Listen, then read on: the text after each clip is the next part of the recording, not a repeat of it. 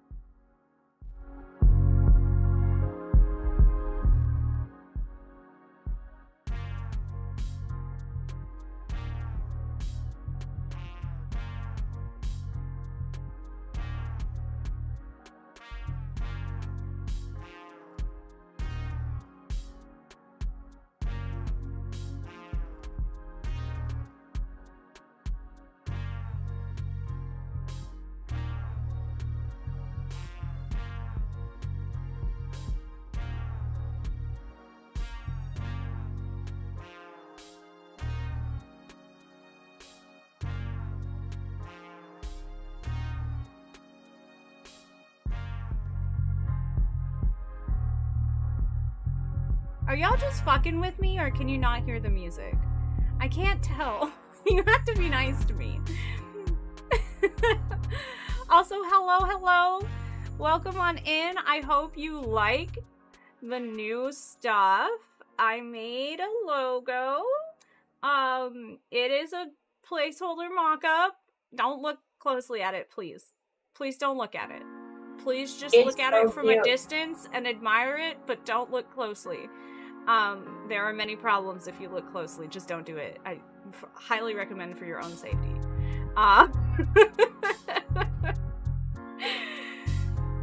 V says he barely hears the music. I turned up the music. I'm like, is it louder than me? I feel like it's louder than me, but I don't know. I don't know anything. Clip for future reference? Okay. Do you like the stream title that I did today, by the way? I actually have a title for this episode. Vampires? Honestly, ghosts? Who knows? Oh my gosh. I was so confused.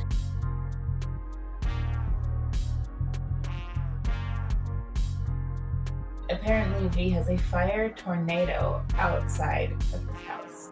V, don't go home. Go somewhere else. Yeah.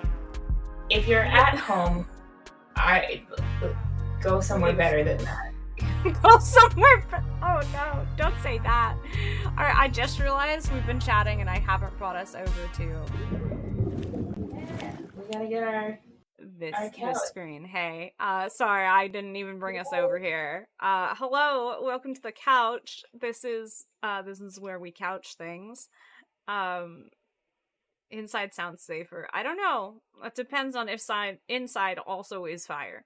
But I'll rely on you to monitor your own safety. I don't know how fire tornado is, but Around here, when a tornado is happening, your inside doesn't stay inside very long. All right, backtracking. Gravy, good job getting here first, and Spidey second. Hello to both of you, Zoomies. V, we are already talking to you. I don't know why you have a 100 stream streak, but I'm not mad about it. And Spidey, 100%. The Twitch mobile app sucks ass. It's terrible. I hate it. I try not to use it anymore, which sucks because I like watching Twitch on my phone. The only thing I can say is there's a little hamburger menu on the top left corner, and that shows you what you're used to seeing. So if you tap that, you'll see what you want to see instead of whatever the fuck the new Twitch mobile homepage is, which is trash, as we all can agree. Hey, Aunt, welcome in! All right, should we kick off the podcast? We should kick off the podcast. All right, y'all. Welcome to the Addy and Rina Show Book Club, where we catch up on our reading, keep each other accountable on our to-be-read list, and spend time together. I'm Rina, and I like fantasy, history, mythology, and folklore, and light novels. And I'm Addy, and I like thrillers, romance, and mystery stories. We're a pair of college besties, and we try to stay connected with each other and share our love of books with each other and with you. So we read all kinds of stories, and we take recommendations. That's in the Discord. But for today, we read Mexican Gothic by Silvia Moreno Garcia. Yay! It was your pick. Do you want to do the little blurb, or do you want me to do the little blurb? I actually have something to say first, which is this is the first one I've done for our book club where I only listen to the audiobook. Ooh. And I just want to shout out audiobook narrator 10 out of 10. Absolutely, yes, absolutely. Amazing narrator. So if you didn't read the book yet and you do want to, narrator. Very worth it. The audiobook version is spectacular. Also, no, Addy, the quick Googling of the book is your duty. It's my jam? Yeah. Cool. Okay. Then I'll just read through it. I wrote this up very last minute, as per usual, so you guys know the score. Mexican Gothic is a beautiful homage to the classic Gothic novel with notes of fear, horror, romance, and high emotion. However, the saturation of Mexican culture and heritage. Wait, stop for a sec.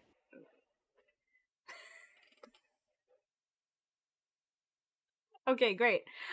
This is also a test run of what I just stopped you for. People watching the YouTube version of this podcast or listening to audio only won't hear what just happened, and you'll just be like, why did I stop her? And that's okay. That's what we're aiming for. Now you may continue.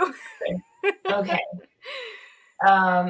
However, the saturation of Mexican culture and heritage throughout the novel and our headstrong heroine gives it a very different feel than a Bronte special.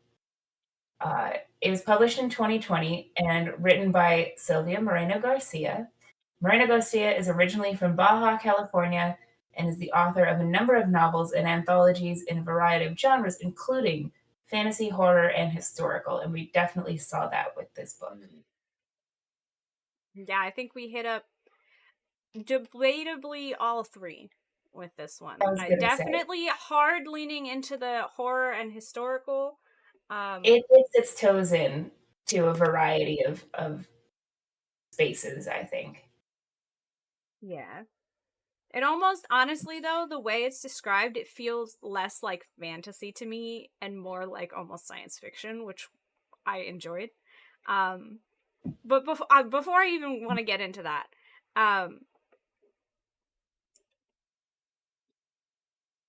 what are your opening thoughts about this, Addy? Well, I'll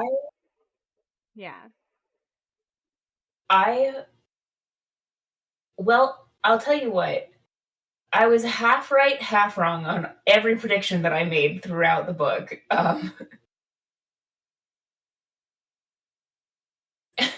Like, I made so many predictions throughout reading where by the end of the book, I was like, well, kinda. And yet I still didn't see the overarching plot until the end. You know? Does that make sense? Like, I didn't. Oh yeah. It was one of those things where, like, it was weird enough that I kept going to a trope, and this was not if it is a trope, it's not a trope that I'm familiar with, and so I didn't see it coming because it was kind of like that much left field for me. Absolutely. I don't think, while it followed arguably the rules of the I caught it myself that time. While it followed the rules of Gothic novels really closely, actually, if you know this about me. I don't know if I've announced this to the chat, or if I have, it's reminder to everyone that I studied literature in college, and it's something that uh, I wouldn't say I'm an expert in by any stretch of the imagination, but like this is what I geek out about is literary themes and trends, and rules that materials either like follow or break. I did like a senior sem on it. Like that's my area of Addy said, interest. I am here to talk to you about literature. Please listen. I am And listening. he said, bye bye.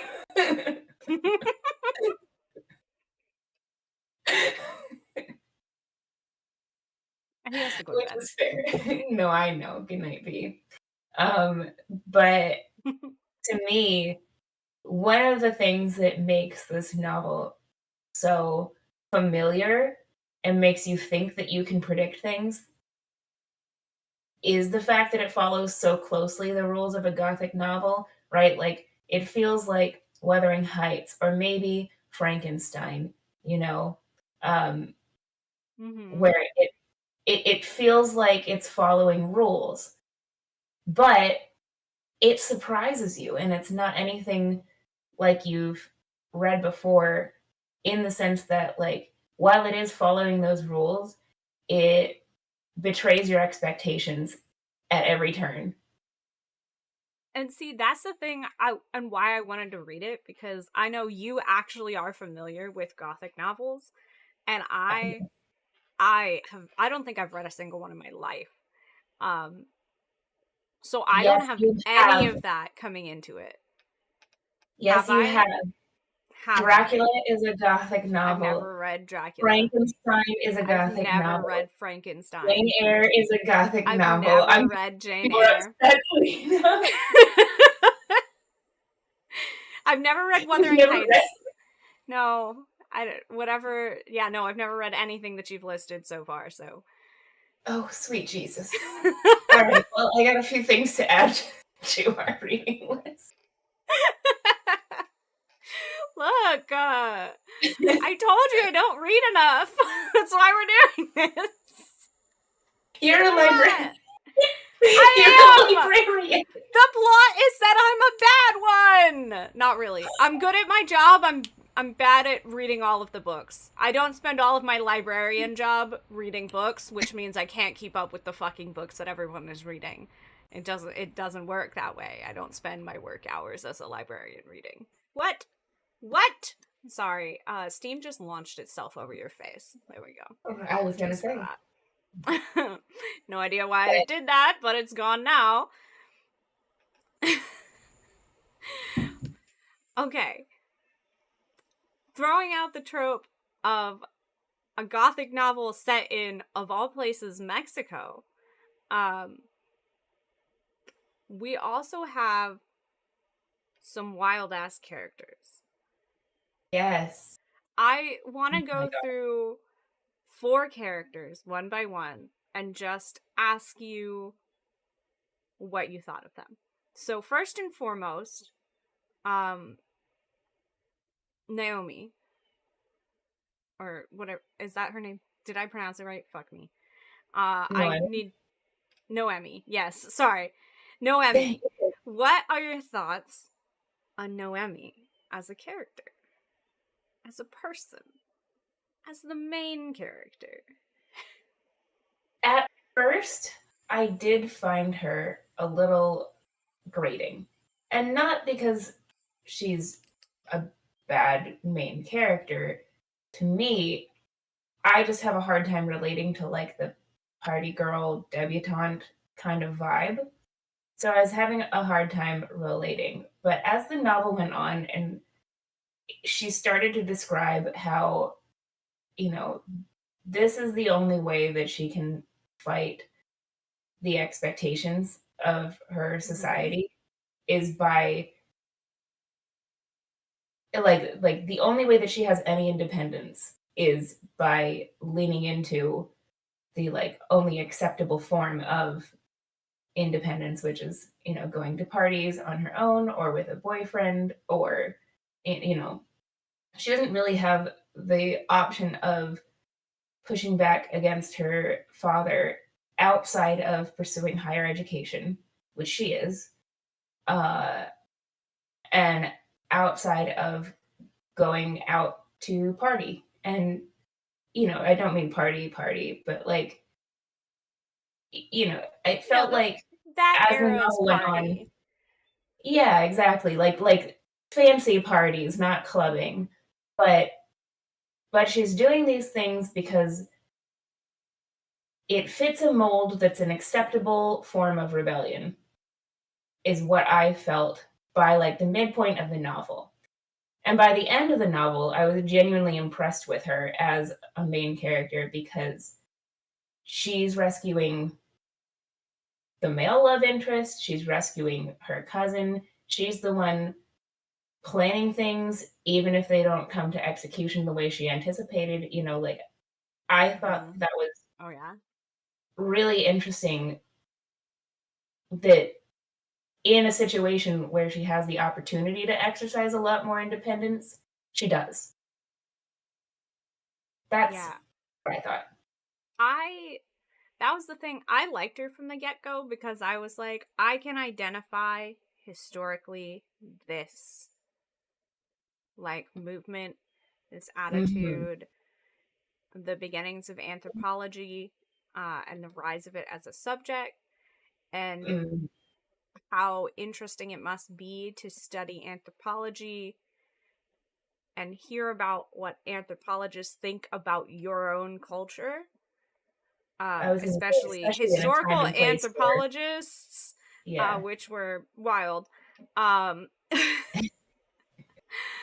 and so I thought, honestly, like, all of the rest of it, I was like, we're place setting, but really we're setting her up to be someone who is open to accepting things that are separate from her and things that are different and understanding them, or even if she can't agree with them, and kind of that sort of aspect, which is absolutely wild because she was set up to be that super open. The main like aspect of an anthropologist is, even if it's wild as shit, you're supposed to be like, that may be against my moral code, but it's not against theirs, and I have no right to judge them. Is the premise of modern Yeah, uh modern anthropology. anthropology, Um for sure. and I that can get pretty difficult, and that really showed here because she ended up right in the middle of something that I think an anthropologist would have been fascinated to find. But the way in which she ended up in it made it much more of a personal issue than I'm Yeah, gonna exactly that. anthropology this, and that kind of really separated her from that anthropologist identity for me. Mm. Because they were like, she's an anthropologist, and I was like, anthropology is all about getting in there and being a part of it, but also I understand being terrified and not wanting to be a part of this. So, Yeah, not that much a part of it. like, I'm there with you, girl. I don't know if I would want to be a part of it without being told what the fuck's going on either. Why are we doing the fucking No. mysteries over here? No. But so yeah, I liked her a lot as a character. I liked that she stayed true to herself, you know. She was still doing her like rebel party girl things, like smoking in the house even after being told 6 times not to, like all of that shit. That's and I was rude. like, bitch, why are you smoking inside? But at the end of the day, it turned out to be a good thing, so I guess whatever. Like, who knows? That was one point where I was like, what is the moral of the story here? Drugs and cigarettes will actually work out great for you? Amazing. Okay, the next character I wanted to talk about was Francis. And I'll start this time. So Francis threw me for a loop. Because I was like, oh, he's just gonna be another fling. He's not the main love interest. I'm not even sure if there is a main love interest in this book. And then we get to like the latter half of the book, like the last third, maybe just the last quarter, and I was like, oh, he really is our main love interest. We're serious about that. So that really so hard. That felt wild for me. I wasn't sure. It did throw you off too. Like you didn't think he was going to be the main love interest either. Well, if I'm honest, I'm still a little concerned after finishing the book. Like, why was he the main love interest? Because here's my perspective. She spent the entire time that I feel confident that she wasn't under like fungus-induced hallucinogenics. She spent the entire time that she was mentally with it, being like, man, Francis is kind of meh. Not really interested. He's got limp wrists and a sad face, and he seems lonely and kind of pathetic. That the On whole the time, topic of the descriptions in this book were 10 out of 10. All of the people, anytime they described people the first time you met that character, they described them, and they were 10 out of 10 descriptions. I think one of them was a bloated dead fish was the description, or something to that effect. And also in the same like description of that guy, just a corpse was his description. He looked like a walking corpse and a bloated dead fish. That was the description we got of this man, and I cannot tell you just how much I love the descriptions going batshit like that. Hear me out. The whole time that she was not under the house's influence, she was like, Francis is kind of sad and unattractive overall. And then she starts having a weird sex dreams ? And the weird shit starts happening where she's definitely having hallucinations induced by the house. And we know that the overall goal is for her to marry Francis, but also be in relations with Victor and Howard, honestly, everybody. My concern is that the house basically dumped a bunch of like love hormones in her brain that hadn't cleared out by the end of the novel. So the way I was taking it is, yes, she can get all the hot guys she wants back in the city because she is a beautiful, rich girl. But she doesn't want to keep any of them. Whereas now she's looking at Francis, and he may not be the hottest guy. He may not be the smartest guy. Well, actually, he is pretty fucking smart. But, like, he's proved to her that, like, he's keeper material, not show on my arm material.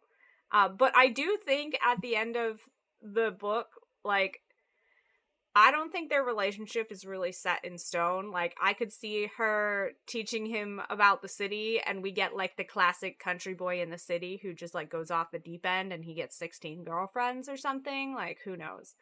Yeah, he has So been I don't... under mom's control for a long time. Yeah, so I don't know how permanent their relationship really is gonna stand at the end of the book, but I do think that what the author was aiming for, at least, was kind of setting him up to be the reliable keeper, even though he was the, like, least reliable fucking person, She ended up because leaving him more than once. he was acting like this was fucking Beauty and the Beast, and you reveal the secret and the beast dies. But we wanted the beast to die, first of all. And so, like, literally, there is no reason for him to have been so cagey or weird about shit. He could have given her better hints than he did. Honestly, they were all bad. If I'm honest, I think it's because he was waffling the whole time about whether or not to even tell her what was going on. Yeah, like, if you think about it, he's I the one think that benefits if he doesn't tell her. I think he's a shitty wafflehead. Yeah, I agree. I think My impression of Frances was not great, and I'm genuinely concerned that she's still under the influence of, like, when some she was like, I want to save you too, and he was like, no, I was like, good, leave him there. Like, yeah, he should just let the family line die out. They all have the Habsburg chin. It's okay. We can lose that bloodline. There's enough of it elsewhere. It's not worth saving. But no, she was like, I'm gonna save you. I don't know why we had to do that. No. And frankly, I was like very thrown off by the fact that, I mean, he's for sure the product of a lot of No, you didn't. You missed half of it. We talked our opinions on Noemi, and we talked our opinions on Frances. I have 2 more characters I want to ask about. So yes. Next up, and I expect this to be a very short conversation, we can all agree that Virgil is the fucking worst. I thought he was being controlled by the house and Howard, and that was part of why he was so weird and fucked up. And then that wasn't the case. He was just weird and fucked up. And I was like, your only saving grace is gone. And even that was not really saving you anyway. I was glad to throw you in the dumpster fire. Literally. So yeah, nope, that's all I have to say on Virgil. If you have anything more, go ahead. Fuck Virgil. No, I hate him. I was furious. Every time that she would start having one of those weird hallucination dreams, I was like, get the fuck out of here. Oh my god. And I was listening to the audiobook, and I was like, this isn't the kind of fishing rod I want to hear. No. This is not it. So, deeply upsetting. Okay, final character, and this one was why I wanted to go character by character for this. Okay. Catalina. How did you feel about Catalina? I'll let you go first because I want to hear if you had the same impressions I did. If I'm honest, Catalina didn't really make that strong of an impression on me, which is extra sad because she is one of the major motivators of the story. But it just kind of felt like she had given up until the very end. And I understand that she wasn't, I mean, she was sick and the house was controlling her and there's a lot going on. But if I'm honest, it did feel like she had just given up on escaping or doing anything. And she's the one that brought Noemi there, and she didn't. She wrote her, and she hit a cryptic note, and I felt a little bit like, shouldn't Catalina also speak Spanish? Couldn't she be telling Noemi what's happening, or at least as much as she knows in Spanish? Yeah. Okay. So that you're close to what I'm getting at.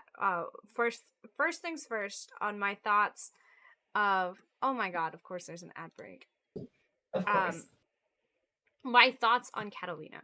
One, she is the main driver she is the plot. She is the plot. Catalina is the entire plot. Save Catalina. Yeah. That is the book. Mm-hmm. That's the point of being there. That's the message of the, Save Catalina. Yeah. Which, another plug for the audiobook, the narrator saying the name Catalina is butter. It's butter. Incredible. Insanely incredible. Okay. Anyways, so I thought it was great because we started with she wrote the letter and I was like, okay, like it makes sense. She's like got restricted access because the family is clearly trying to hide something. What I wasn't expecting was restricted access to Catalina the entire book. The entire book. At no point were we freely able to access Catalina ever. And that just made her only exist in the way that Noemi remembered her. Which wasn't wrong, necessarily, but it just made her the fairy tale damsel in distress. So, Catalina is our damsel, and Noemi is our knight. And that is the plot of this book. Noemi is saving Catalina, the damsel in distress, who does absolutely nothing. And, okay, she does some stuff at the end, but leading up does not help at all, and helps in the last like 2 chapters of the book. So we have the knight arrive to save her. In her defense, I do want to say she was absolutely hardcore drugged and mind controlled. So absolutely, even though she was there was almost nothing she could do. And she took that potion to lose some of that control, I expect, because she wanted to talk to Noemi more with less of the house's control in her.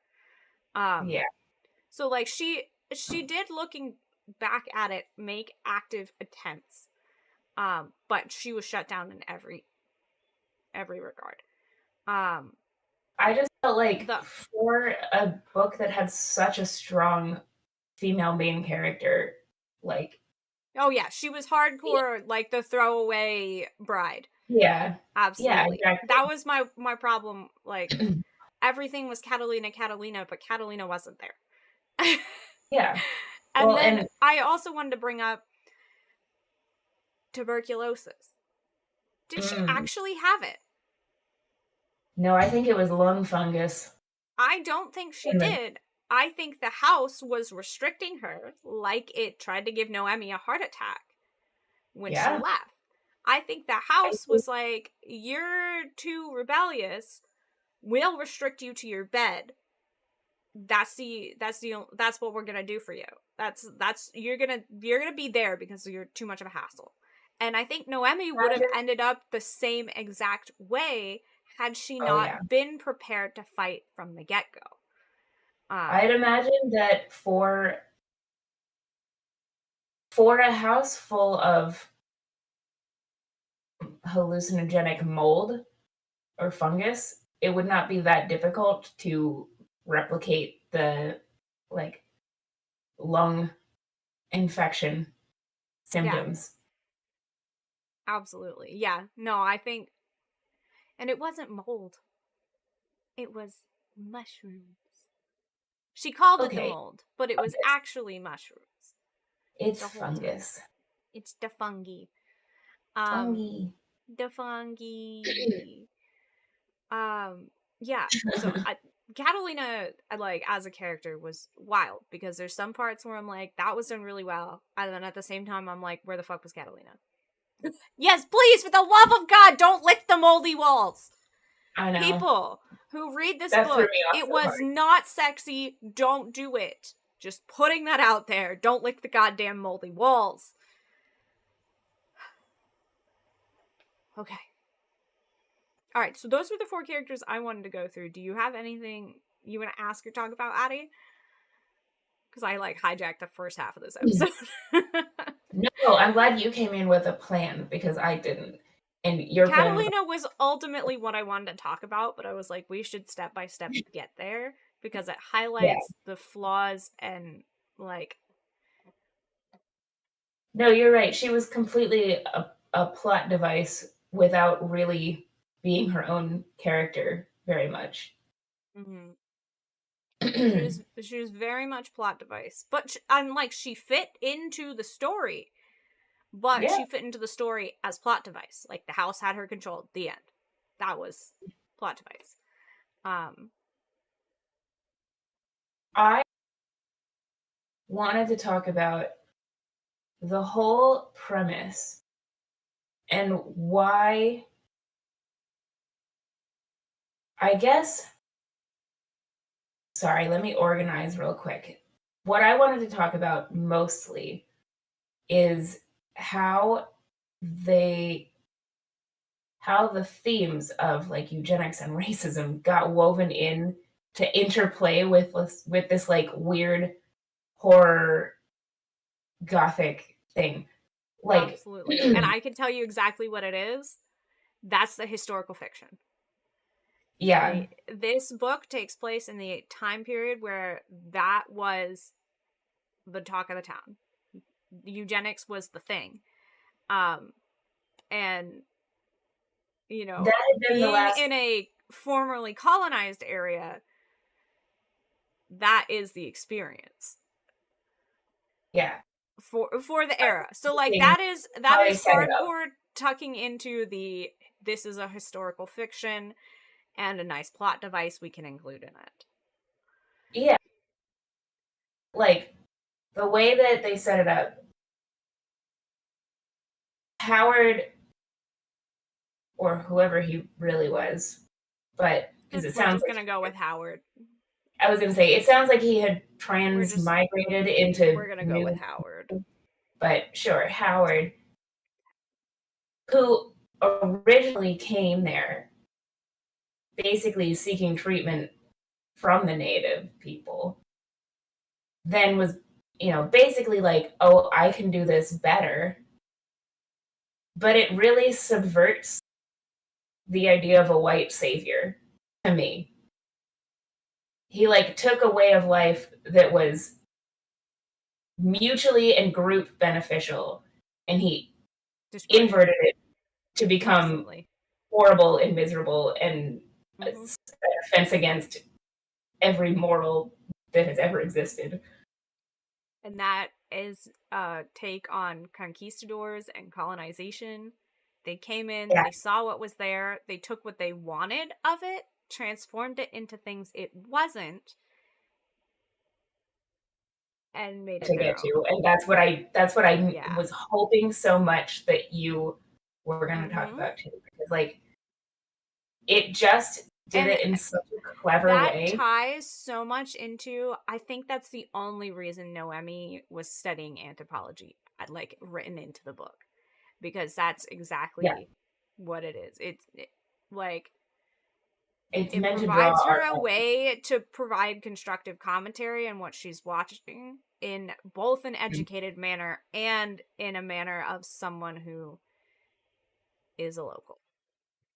I was going to say, has experienced it personally as well as having knowledge of it academically. Yeah. Which was fun. It was fun. That, like, and then they were just like, oh, the house showed it all to her because the house likes her. And I was like, that's a weird excuse, but okay. Weird, yeah. Does somebody else get these wild-ass visions of, like, the original story of how we got here? Is it just Noemi? What the fuck is going on? Who knows? I was going to say, I that was wish never made clear. I wish we'd gotten more Catalina, because we don't know if We Catalina's don't know what any experiencing, like, yeah. the Ruth hallucinations, or what, what's up with that? We don't know what Why? anyone else, like, Francis kind of knew things, and he's, like, obviously they knew about the gloom, because they had a name for it and all of that, but, like, Francis was useless in actually providing information. It's been useless, because he Absolutely didn't know. useless. How do you live somewhere for 20 plus years and not have any idea how it works or what the limitations are? Uh, No, Francis is an no. idiot. He's Francis a is an smart idiot. He's an idiot. He's an idiot. He was raised into obedience, and I understand that. Like, he was always going to be the next Howard. That was always the plan. That was clear to me, actually. That I Virgil was was going to be the next Howard. no, no. That's what No? they told No. Francis, Oh. and Francis Makes sense. provided Noemi all her information. All like so. Yeah, Francis Shrimp was food. raised and instructed into obedience, and he was always going to be the next vessel. And that's Yeah, I why guess if you were going to raise a vessel, you that's wouldn't why want to raise a lot of Florence independence. that's why Florence had no qualms and was very controlling of him. True. He wasn't supposed to leave the house very often. He wasn't supposed to meet girls. He wasn't supposed to live. Because if she let him live, then she would have to let him go. Oh, that's dark. Yeah. So she trained him Florence into is really obedience and prepared him for the family tradition in a way that was the least harmful to herself. Yeah. Florence was quite a piece of work. I mean, I did the get thing is, frustrated. I can tell very clearly that she was also trained into obedience, because on the Yeah, topic of the course. weird visions, there were also visions of Florence getting sexually assaulted. So, like, Florence knew everything that was going on in this house, and Florence had just given up, very Yeah. clearly, and was just like, this Yeah. is it. This is it. My concern mostly is how much control did the house really have? Because, I mean, it's not like none of them interacted with the outside world whatsoever, right? Like, they knew what was happening there wasn't normal and wasn't healthy. Virgil left for a while and decided to come back. He left for a while. The house made sure he came back, was what they said. Because you're always tied to Oh, the house. However, which is the bounds of my yeah, he belief. left to find a wife was the big thing. He and Florence both left. They both left to find spouses, and they brought their spouses back. And one spouse killed himself, and the other spouse, they just fucking did their best to turn Catalina into mush, because then she wouldn't kill herself. So that's how it goes. Yeah. Questions: if the purpose of all of this was reproduction in the family line, why didn't they? I mean, Catalina had been married for a while, right? I have a Not question to for be you. gross, I'm but sorry. yeah. Maybe it was because the house was she was struggling enough against the house that it wasn't healthy to do so. Maybe. And they already had Virgil's first wife die. So, there was that. What I was gonna say is we talk about the house and it as a separate entity than the family, and I think I want to be like more clear on that division, especially with the end, because the way that Agnes was like communicating with Noemi made it seem like the house controlled by Agnes long deteriorated, but mind and spirit of Agnes really had a grudge about what was done to her. And so I'm thinking of it as maybe the house actually was a curse upon the family. And Agnes was actually very possible. like, the reason the house made sure they never left was that same thing. Agnes was like, no, you fucking weirdos can't go. You can't. Like, we're not doing this. You can't, like, leave and spread this. But I do have to wonder then, why take it out on the future generations who weren't really responsible for what happened to her? I think Like she was Howard, taking it yes, out on everyone. but I think she was taking it out on the whole family line. And those were part of her it, kids, right? no, I don't think she had any. Or she only Understand? had one. I thought that she was Howard's wife. Alice. Agnes was the first wife and Oh, sister. and he And married then her sister. Alice, he married immediately after Agnes died. I thought he married Agnes. Agnes had their kids and died. And then he married Alice, like, to raise the kids. But I can't remember. He married Agnes and then convinced Agnes with logic and science that she should sacrifice herself, become one with the fungus, and give it its brain. To been quite the salesman. Give it its thoughts. So he married her. They didn't actually have any kids. She became the fungus. She became the first body for the fungus. Hate that for her. And then Alice, I don't even know if Alice knew the details. I don't know if Alice knew the details or if Alice was just brought in. She was the baby factory. But also the younger sister of Agnes. And from what I gathered towards the end, they were both the sisters of OG Howard dude. Like, we started this with incest.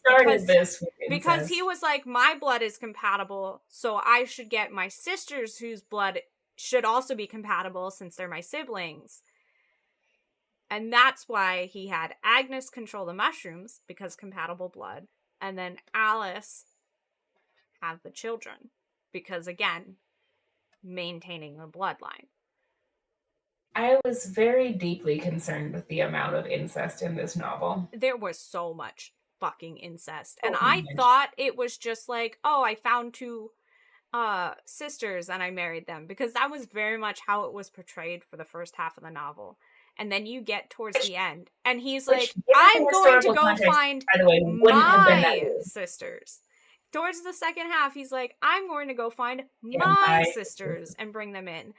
My siblings should be compatible because they share the bloodline. And I was like, oh, Alice and Agnes were actually his sisters. It got worse. Yeah. Yeah, I was going to say, situationally, like, given the historical context, I don't know if this is common knowledge or not, but it wouldn't have been that weird to marry a sister and then marry the younger sister if your wife passed. Yeah, of a different family, not your own sister. Of a different, yeah. Yeah, it's normal to marry your spouse's sibling. If your spouse is deceased and their sibling is single, it was very common. You would marry your spouse's sibling. Yeah. However, you would not marry your own sibling, and when they die, marry your other sibling. That Definitely that was not really in the cards. I was confused how it was allowed, but also I guess that, like, you know, they came over to Mexico from... They clearly didn't have proper marriage ceremonies. Like, they got married in the house. Yeah. Like, the book describes a marriage ceremony for the house. There's no fucking papers or anything here. Like... No, I know. They and it's not they're like weird pagan, and honestly, it feels like an insult to call it pagan. They hold their weird fucking ceremony that's a marriage ceremony, but there's no official registration part or anything of that sort. Yeah, it's more like, here, drink the house juice, you're married now. Yeah, so there would have been no one to be like, you can't marry your Hey, sister. problematic. Yeah, no. Well, but And I was plus, they wondering came about, from like, the first overseas. instinct. All he had to do was be like, oh, it's not my sister. Because again, the beginning of the story tells you what everyone else knows, which is, oh, he married an older sister, and when she died, he married a younger sister.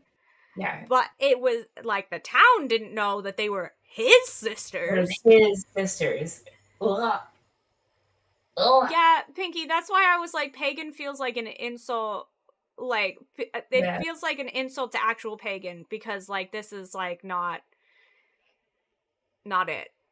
It certainly is. Not it. That's not part of that. It's not it. Okay. Is there anything else you want to talk about, or are you ready to rate it? No, I'm satisfied. Okay. Well, I'm happy with that. Before we rate it real quick, I'm gonna review our rating system. 1 star. Below average. Did not finish. I hated it. That's a 1 star. You know, if you did finish it, but you hated it, still 1 star. It's fine. 2 stars. Readable. Found it okay. 3 stars. Good. Liked it. Nothing crazy mind-blowing. 4 stars. Enjoyable. I liked it very much. Not a top read. But we liked it. 5 stars. Excellent. Immensely enjoyable. Loved it. I will be telling people about it as, like, one of my favorite books. And I guess I probably have to go first since it's my pick. You do. I'm really torn. Because there are some things that I really loved, like the way that this book was not predictable to me. I enjoyed that. I was constantly like, are these vampires? Are there ghosts? Are there both? Hence the title. Turns out they were mushroom vampires. Which I didn't know was a thing. But mushroom vampires is the thing. They were mushroom vampires. That's fucking weird, but that's what they were. So I think in that respect, I liked it. I think I'm gonna give it 4 stars. On the low end of 4 stars, but still 4 stars. Well, for me, I have a deep and abiding love of Gothic as a genre. It combines the things that I like the most, which is horror, creepy, and usually some form of like romance or at least like a romantic subplot. So for me, this was on the high end of 4 stars. I'm debating 5, but that does feel a little bit high because there were things where I was like, meh, didn't love that. Overall, I think 4 stars for me as well. But to me, it was like yours is the lower end of 4 stars, and mine is like definitely the upper end of 4 stars. Like if we had a point system, it'd be like 4.9 for me. I just feel like mine would be like 4.1 or 2. So yeah, just average out. I just feel like I just feel like we can't be handing out 5 stars willy nilly, you know. Okay, but... Pinky gave it 3 stars, it looks like. I love that we use the "you tried" stars for this because it's really funny to me. Tried stars really 3, you tried 3 stars. And Gravy gave it a "you tried" 4 stars. Yeah, I think it sits solidly at a 4. Yeah, I think it's definitely like we really bounced back from last episode. I think we've bounced back. We really bounced back. last time was rough. Oh my god. All right.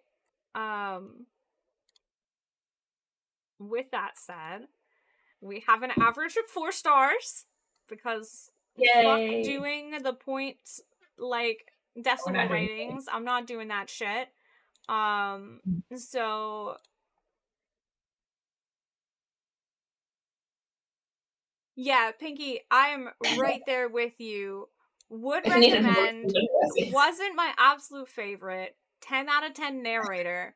I could do with a little bit more spook, and I could definitely do with less incest and or sexual Significantly less assault. incest. Could do with less sexual assault too, but I understand. Yeah.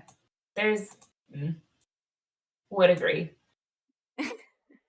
All right. With that, I think it's time we go ahead and swap ourselves into talking about next episode. Why is it so tiny? Oh my god, one moment. Okay, here we go. The next episode is a community pick. We're going to be reading this book, Community pick. Drachenfels, a Vampire Genevieve novel. It is the first in a series called The Vampire Genevieve. I'm very excited for this. So for first round, I don't know how many community picks have we done. None. For our first community pick, we're reading Drachenfels. Excited. I know nothing about Warhammer, so I hope we don't need any context. I don't think we need anything. I'm sure it works as a standalone. Mm-hmm. Okay, and I will read one of the Goodreads reviews for y'all, because it has made me excited to read this, which is Victoria on Goodreads says, "My husband asked me to read Drachenfels, so last night I took it into the bath with me. I only realized my bath had gone cold when he came in and told me, 'Honey, it's nearly 11. I'm going to bed.' If that isn't a sign of a good book, I don't know what is." Not I was excited before, I'm more excited now. Right? If you can sit in a cold bath for several hours, if you can sit in a cold bath for several hours and not notice, it's gotta be quality.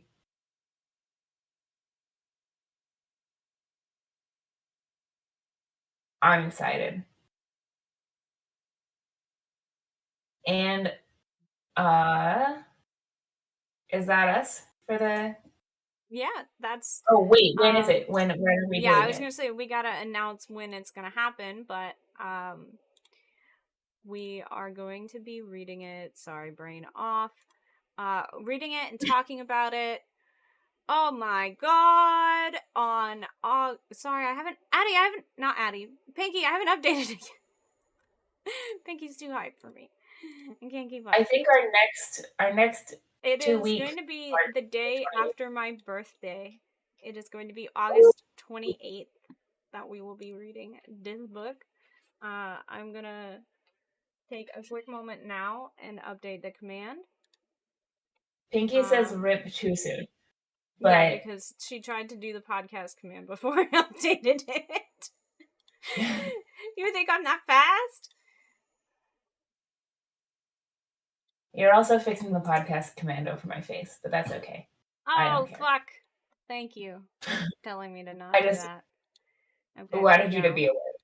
I was never aware. I'm not aware. I have the least amount of awareness that you've ever seen.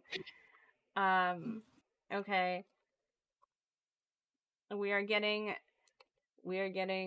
information that this audiobook is potentially less than 10 hours, which I know is going to be a big plus for those of us who have trouble keeping up with reading the books. That's not me. I actually have so much fucking time to read these books, but I still don't do it. And then I wait until the last minute.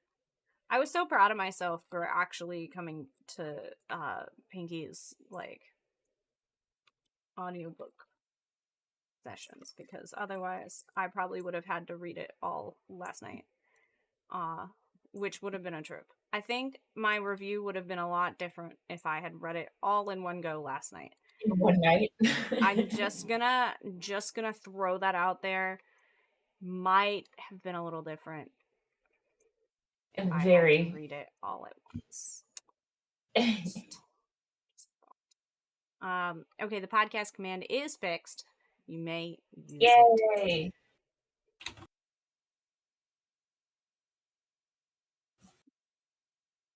right.